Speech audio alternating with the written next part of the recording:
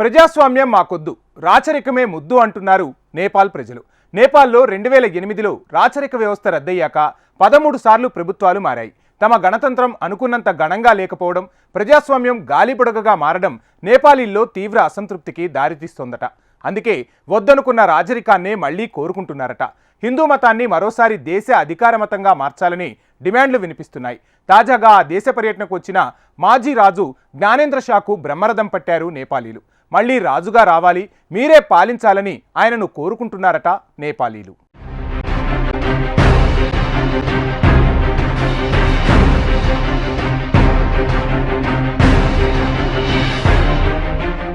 హిమాలయ రాజ్యం నేపాల్ రాజకీయ అస్థిరతకు మారుపేరుగా మారింది. వాస్తవానికి నేపాల్లో చాలా కాలం రాజరిక వ్యవస్థ కొనసాగింది. ప్రపంచమంతా ప్రజాస్వామ్య ప్రభుత్వాలు ఏర్పడ్డ నేపాల్లో రాజరిక వ్యవస్థే ఉండేది. గోర్ఖాషా రాజవంశ పాలన 240 ఏళ్ల పాటు అక్కడ కొనసాగింది. నేపాల్ ఒకప్పుడు చిన్న చిన్న రాజ్యాలుగా ఉండేది. 1768లో కాఠ్మాండు, పటాన్, భక్తపూర్ రాజ్యాలను ఏకం చేసి గోర్ఖా రాజవంశాన్ని స్థాపించాడు పృథ్వీ నారాయణ్ షా. 1800 సంవత్సరం నుంచి ప్రజాప్రతినిధులు, ప్రధానమంత్రులు నియమితులై షా వంశరాజుల పేరిట అధికారం చెలాయిస్తూ వచ్చారు. అప్పట్లో రాజు పదవి లాంఛనప్రాయం. 1913లో అధికారంలోకి వచ్చిన రాజు త్రిభువన్ బీర్ విక్రమ్ షా 1950లో నేరుగా అధికారం చెలాయించారు.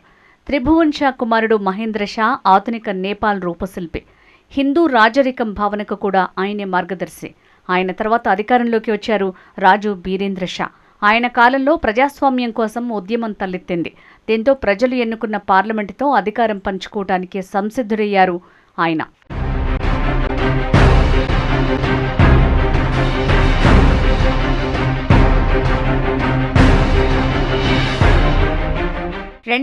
లో నేపాల్ రాజభవనంలో చోటు చేసుకున్న మారణకాండలో రాజు బీరేంద్ర, రాణి ఐశ్వర్య, మరో 8 మంది రాజకుటుంబీకులు హత్యకు గురయ్యారు.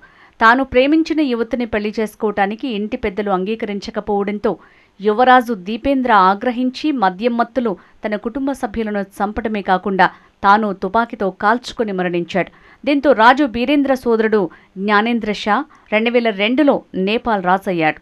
అప్పటి నుంచి దేశ రాజ్యాంగాధినేతగా నామమాత్ర అధికారాలతో నెట్టుకొచ్చిన ఆయన 2005లో రాజకీయ కార్యనిర్వహణ అధికారాలను కూడా సొంతం చేసుకుని సంపూర్ణ అధికారం చేజిక్కించుకున్నారు. ప్రభుత్వాన్ని, పార్లమెంటును రద్దు చేయటమే కాకుండా సమాచార వ్యవస్థల్ని స్తంభింపజేసి అత్యయిక పరిస్థితిని ప్రకటించారు. తన ఏలుబడికి వీలుగా సైన్యాన్ని రంగంలోకి దింపారు. ఈ ఘటనలు ప్రజల్లో ఆయన పట్ల తీవ్ర వ్యతిరేకతను ఎగదోశాయి. 2006లో దేశవ్యాప్తంగా ప్రజా నిరసనలు మిన్నంటడంతో జ్ఞానేంద్ర సింహాసనం దిగారు. దేశంలో 240 ఏళ్లుగా కొనసాగుతున్న హిందూ రాజరికాన్ని రద్దు చేయాలని నేపాల్ పార్లమెంట్ 2008లో నిర్ణయించడంతో ఆయన రాయల్ ప్యాలెస్ విడిచిపెట్టారు. అలా నేపాల్ 2008లో లౌకిక గణతంత్ర రాజ్యమైంది. అప్పటి నుంచి ఆయన సాధారణ పౌరుడిగా జీవనం ఆరంభించారు. ఆ తర్వాత 2 సంవత్సరాల తర్వాత కొత్తగా ఎన్నికైన పార్లమెంట్ రాచరికాన్ని రద్దు చేయటానికి ఓటు వేసింది. నేపాల్ గణతంత్ర రాజ్యంగా ప్రకటించబడింది. రిపబ్లిక్ అర్థం ఏంటంటే దేశానికి అధిపతి అధ్యక్షుడు, రాజు కాదు. తర్వాత నేపాల్ను హిందూ దేశంగా కాకుండా సెక్యులర్గా ప్రకటించారు. ఇది తాత్కాలిక రాజ్యాంగం సహాయంతో జరిగింది.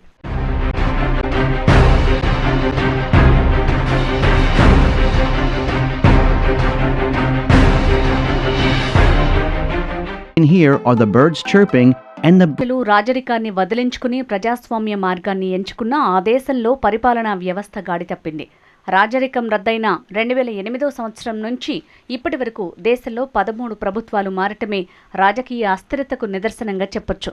1990 నుంచి ఇప్పటి వరకు 38 సార్లు ప్రధానులు మారారు.